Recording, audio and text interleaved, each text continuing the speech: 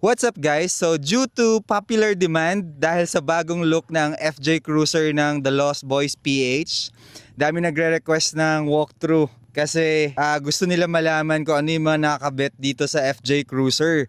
So ngayon pagbibigyan namin kayo, kaya mag-walkthrough tayo sa TLB rig number 2 ng The Lost Boys PH. Eto yung FJ Cruiser. So, Brian here. Let's start the walkthrough. Simulan natin ng brief background nitong FJ Cruiser. It's a 2015 FJ Cruiser with 130,000 kilometers on it, diba? Layo na ng biyahe nito, Mindanao. Countless of times na nag-road trip to doon. Hindi ko na maano. Pero doon lang pinapakita yung reliability ng Toyota. Okay, so from all stock, into natin siya. Siguro around almost 2 years na rin. Naglagay tayo ng mga overlanding equipments, gears, tapos lift and everything. So ito na yung time para ma-walkthrough siya since meron tayong bagong kinabit. Simulan natin sa taas. We have the Wildland Desert Cruiser. It's the slimmest in the lineup ni Wildland. It fits 2 to 3 persons. 140 cm yung width niya. Tapos siguro ang deployment niya around 1 minute lang. Ganun siya kabilis i-deploy. And then built-in lights. It comes with mattress.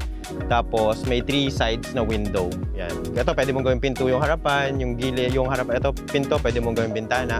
So up to you guys. Waterproofing after stress test, countless of times. Siguro I can say safe to say 20 to 30 times na ito nagamit sa camp. Okay pa. Ang gusto ko lang na ang goal lang natin ngayon mapalinis naman siya syempre. Waterproofing wala pang issue. Nagtabeyo kami last time, few weeks ago with talagang extreme weather conditions. Walang condensation yes, pero tulo because of leak wala. So shout out kay Wildland. Underneath we have this very parang hot cake ngayon to sa Moto Testo for some reason. Siguro kasi marami nagro-raw camping na rin. But I think yung main purpose na itong shower enclosure ni Moto Testo version 2 is yung binibigay niyang convenience. Kasi alam niyo naman kung gaano kahirap yung pop-up, di ba? Ito in 30 seconds bukas mo na siya. Deploy and pagligpit, ganun kabilis. And the good thing about the version 2, meron na siyang bubong. Hindi ko na pineg para mas makita nyo. So ito yung bubong niya. Ayan. Tapos, side sa bubong, so ito yung bubong niya. And aside sa bubong, meron siyang zipper dyan. You can access yung back seat mo kung nakatapat siya sa passenger row. Ma-access mo yung mga gamit mo. Tapos, comes with a built-in light, of course, ayan, for your convenience at night. And comes with 2 mesh pockets para yung mga toiletries natin nandyan na. Tapos may peg na rin yung kasama. Oh, I almost forgot. Yung Wildland tent pala natin, may kasama yung shoe bag. So, ano yan? For your convenience din, pang 2 pair ng shoes. Okay, and then going down, of course, ito muna.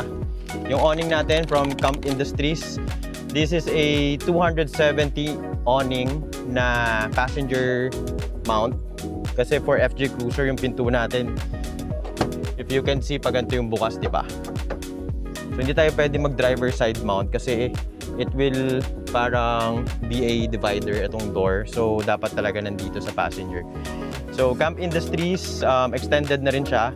This is 15 square meters yung niya, coverage. So, ganun siya kalaki.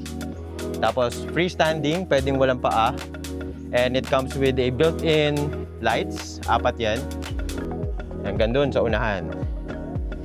Okay, so ito nadaanan na rin natin. Special shout out, Gladiator Philippines. One of the main challenges, di ba? Before, ito talaga yung main rig natin. When we start using the FJ Cruiser, number 1 challenge natin yung storage capacity, di ba? Liit na space. So, kailangan natin ng mga compact na upuan. Perfect to si Gladiator, yung mga high back chairs nila. It comes with 2 version. Ito yung Tiger print na may side pocket. And ito naman yung traditional na high back. But this is reclinable. Ma-adjust mo yung paa kung gusto mo siyang mas recline pa. And the best feature nito, compact, around this size lang yan pag nakatupi. Plus, yung ventilation niya pag mga ganitong weather mainit. Meron siya ditong mesh para yung hangin pumapasok sa likod mo. Very, very nice. Shout out Gladiator. Tara, dito tayo guys. So pababa na tayo. Okay, galing na tayo sa awning. So we have the LP6 Baja Designs. Ito perfect na perfect to sa ginagawa natin mga adventures, mga road trips kasi madalas gabi, di ba? Ang provincial roads natin hindi naman yan maliwanag. So ito, very important. With LP6, it comes with a 4 LED spotlights, yun nandiyan sa taas. Tapos meron siyang dalawang floodlight and side shooters dito sa gilid. And ang maganda dito sa Baja Designs, meron siyang high and low feature. So, pwedeng naka-low lang, pwedeng naka-low and high. So, ayun, depende sa ano mo, kailangan mo. And, syempre, pag Baja Designs, sabi nila, endgame to pagdating sa lighting, di ba? So, yan, meron diyang nag-illuminate dito. DRL niya, may amber backlight siya. Yan, may iwan. So, pag nilagyan mo siya ng cover, ito lang yung may iwan. May Baja Designs na, ano dyan, backlight. Okay. What else? So, I think we're going down na sa ano. Ay, dito muna ulit. Sa likod tayo. Talking about storage earlier. So, medyo ganito lang yung ano natin. Kalaki yung kaya nating i-maximize na space with the FJ Cruiser. So, with that, gusto ko lang munang shoutout, special shoutout. Lagi natin kasama. Angeles family, si Sir Alex. Pinahiram niya muna tayo ng drawer system niya. Before nakakabit dun sa RAV4, kung nakikita nyo sa mga video namin, yung RAV4 na nagko-conquer ng takadang, matawid dagat, sand dunes. Yun. So, pinahiram niya tayo. Sabi niya, try mo muna kung para sa'yo yung drawer system para hindi sayang pera. So, ito. Eventually, pag talagang masabi natin pang drawer system tayo, lagyan natin ng drawer yan. So, right now, nabawasan tayo ng 2 box with this drawer. So, I guess, papagawa tayo ng drawer. So, nandito yung mga quick essentials for camping like lights, headlamps, vacuum, hammers, mga pegs natin. Of course, guys, ito rin, hot cake to. Ayan, yung Tiger natin na guy rope. Yung convenience, tsaka yung aesthetic nito, napaka lupit. Check nyo, Mototesto. Ayan. And then, what else is here? We have the Iceco 35-liter na fridge. This is the dual zone version.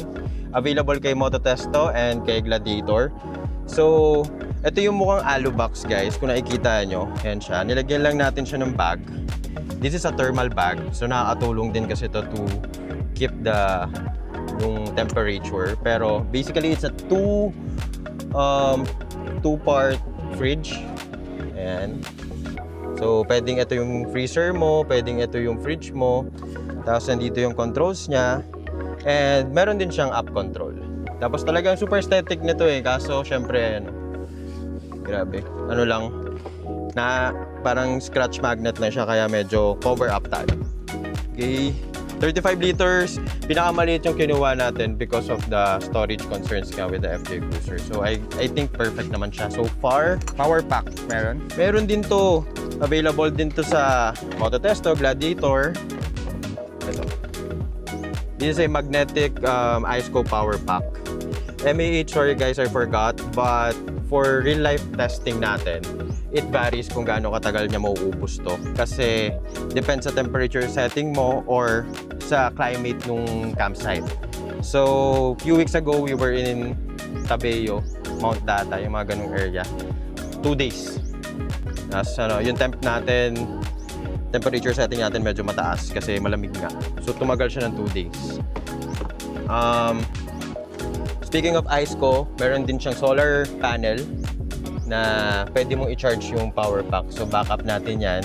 Kasi wala tayong dual battery system. And I want to discuss na rin, eto, super ganda nung sinetup sa atin ni Boss Team of Mototesto. Dami nagtatanong nito, nagugulat sila kasi saan ko daw pinaplug tong ilaw, saan ko daw, paano ako nagkaroon ng water pump with pressure. So, nandito yan sa gilid. Hindi ko sure kung makikita nyo pa guys, pero basically here we have 2 Anderson plugs, 1 lighter plug and 2 USB ports na nakakonekta sa battery natin. Tapos nandiyan yung water pump natin. For our water tank pala, we're using the pack rack tank. Doon nakapatong yung Max Trax. But for this trip, hindi nakakabit kasi tinatanggal-tanggal ko na siya kasi sumasabit na tayo ngayon dun sa condo. But basically, if the pack rack is there sa taas, may system na ginawa si Boss Team. Lalagyan mo lang siya ng hose. You will connect it here. Tapos lalabas mo yung dito sa under vehicle na yung ano niya, pump niya. But yun na, gagamitin mo na yung hose mo. With pressure, di ba? Shower, yung spray niya, kompleto yun ang setting. Door boxes, ano pa ba nandito? Yung isang nakatupi na yun yung kitchen table natin na nilalagay natin sa gulong. So, basta lahat ng maninipis, maliliit yan yung mga gusto natin gamit ngayon. Kasi nga, ang liit na storage. Okay. So, basically, yan na yun sa ano natin. Ito pala, bagong-bago rin to guys. Shout out kay Sir Lek of Orange Concepts. So, ayan, recently sabi natin, lagyan na natin siya ng decals, yung mga brand partners natin.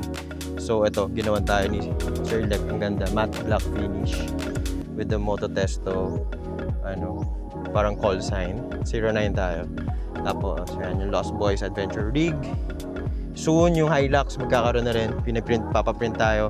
And of course, Moto Testo decal.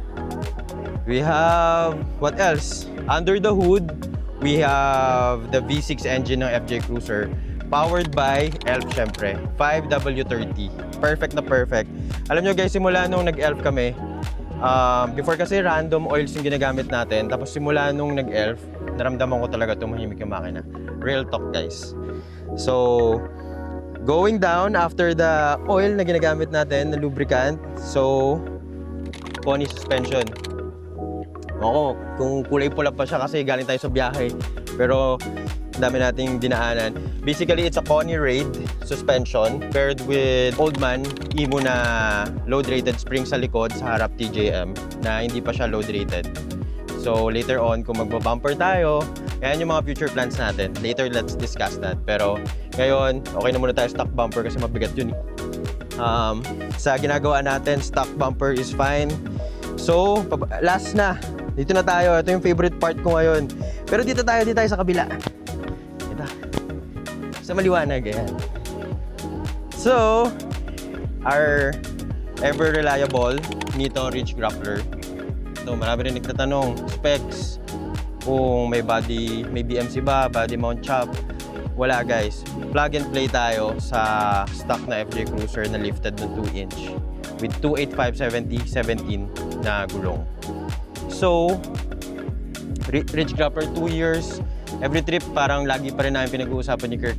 Grabe, ang ganda ng Nito, especially the Ridge Grappler, on and off-road. Kasi tahimik siya, yung comfort na binibigay niya on-road, unmatched talaga. Pagdating naman sa off-road, hindi ka rin kakabahan. Confident ka pa din mag-off-road because of yung tread pattern niya, yung sidewall niya, and this is 10-ply guys. So, wala kang worry dito pagdating sa Ridge Grappler. And then, last but not the least, ito na guys. Special shout out, Method Race Wheels. So, kinabit lang to 2 days before our trip. So, ayan, gamit na natin yung Trail Series ng Method Race Wheels, which is the 704. Ayan. With the 704 series, very simple, hindi siya over-designed. Pero, ano pa rin, di ba? Ang ganda pa, ang lakas pa rin ng dating. So, this is a 12-spoke mags in matte black color finish. So, yung spokes niya, ang ganda-ganda. Tapos, meron ditong DeBose na Method branding. And then, of course, my favorite, yung classic stripes na center cups ng Method. Nandyan. So, specs na to guys, this is a 17 by 8.5. One big difference, even si Kirk sabi niya, ang laking bagay nung zero offset. Kasi from the stock rims ng Toyota FJ Cruiser, that's positive 15. So ngayon nag-zero offset tayo. Gumanda yung ano niya, medyo lumabas ng konti. And then kung mapapansin nyo, yung Ridge Grappler, nagkaroon siya talaga ng parang angas din. Kasi medyo na-stretch siya. So, ayan. Yan yung newest addition to our rig. Kaya alam ko ang dami namin pinost sa picture ng FJ recently kasi nga sobrang happy kami dun sa naging look niya. And any request nyo, that's the walkthrough. Inside, wala naman tayong dinagdag dyan, yung basic lang. Walang ano dyan, walang special. But Anong mga future upgrades na nakalista dito sa FJ? mahirap na tanong yan. Siyempre, for added siguro extra power and siyempre, konting angas din. Manta exhaust. Lagay tayo dyan. Para mas ma-appreciate naman natin yung V6 engine. Other than that, wala na akong makitang ano eh. Like I said kanina, steel bumpers. Not priority yung steel bumpers kasi nga, di naman tayo super hardcore trail. We're okay with the stock. Siguro, yeah, I want to discuss din. Siguro fog lamps. As I mentioned, medyo madilim yung mga biyahe natin. Yung OEM fog lamps. Skid plate. Yeah, skid plate. Pwede ng rival yan. Pwede sa rival yan. Sa rival, pwede. Skid plate ng rival. Right now, nakastock na skid plate siya. So, may mga gas-gas na siya last change oil. So, yan yung isang pwede. And drawer system. I think we're decided na to do, yeah, I guess drawer system pala guys. Kasi after 2 camps natin, nagamit yung drawer. I think yung drawer system tayo para ma-maximize yung space. Yun lang, more on the storage, ano na, yung mga organization ng storage ng gamit natin. Pero sa labas, we're happy, very happy. So, I want to thank everyone. Siyempre, ang number 1 supporters natin ng mga brands, yan sila Mototesto, YHI Philippines, di ba? Mototesto, Sir T, Miss Janice, thank you for supporting our adventures. Boss J, ayan, ng YHI Philippines. So si YHI guys, pag sinabi mo YHI, yan si Nito, si Elf, si Index Battery, Newton Power. And abangan nyo soon guys, baka meron tayong bagong brand partner. And then, who else? Boss Will of Gladiator, yan yung mga kung ano-ano mga sinusuot nating camping vest, camping chair, storage boxes, Gladiator PH guys, check it out. Camp Industries, si Boss Carl. Of course, Method, Boss Sam, Brother Luis, Concept 1, di ba? Method Race Wheels, ayan yung kinabit natin. So, tapusin ko to guys. Baka nagtataka kayo sa picture bakit may gray na center cap. Sobrang taas ng demand nung isang center cap sa kabila, yung classic stripes. 3 na lang natira sa shop. So sabi ko, yung isang side, doon na muna ikabit. Tapos dito yung gray na muna. So waiting tayo sa stock guys. So sabihan din namin kayo pag meron na, baka gusto nyo. And that's it for the rig walkthrough. Just in case may madagdag ulit sa FJ Cruiser, maggagawa na lang tayo ng bagong content na rig walkthrough. So, yun pala guys, kung gusto nyo mag-build ng mga rigs nyo, kung gusto nyo ng gulong, message nyo lang kami, may special discount tayo. Peace and love!